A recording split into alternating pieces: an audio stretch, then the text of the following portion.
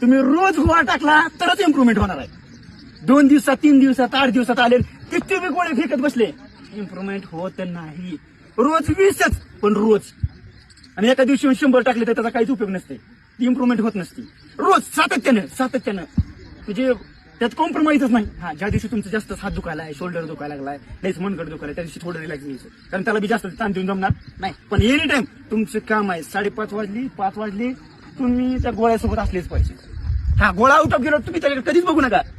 2 गोळ्यातच out of जाते गोळा, परत महिनाभर बी नाही बघितलं तर. एकदा आउट ऑफ गेला का, 8:30च्या पुढे गेला का, तुम्ही परत टाकायचीच गरज नाही. हात सुद्धा लावायचा नाही गोळ्याला परत, तरी बी जाणार तुमचा गोळा. पण जाईपर्यंत एवढा संघर्ष करावा लागतो, रोज टाकावं लागतं, रोज. तुम्ही काय करता माहितीये का, 2 गोळे टाकताय, 3 गोळे टाकता, लोकांचं बसतात, टाइमपास करत बसताय. लक्षात का, हळूहळू तुमची इम्प्रुव्हमेंट मी करून दाखवतो. पण सांगितलं कसं फॉलो करा. जास्त मी आता बाकीचे कसे असतात त्यांनी प्रॅक्टिस केली असते, त्यांनी कितीतरी प्रॅक्टिस केली, तेव्हा ती टाकायचं जातो, लगेच जात नसतो. ती 2-2 वर्ष टाकते बाबा, तरी बी 8-6 रोज गोळा पडते. आणि त्याची कॉपी आपण करणार आणि परत टेन्शन घेत बसणार, ओली माझा जाईनच गेला, अरे माझा जाईनच गेला. कसा जाईल, साहजिक आहे ना. तुला हळूहळू तशी इम्प्रुव्हमेंट करावी लागेल. लक्षात तुमच्या. ओके.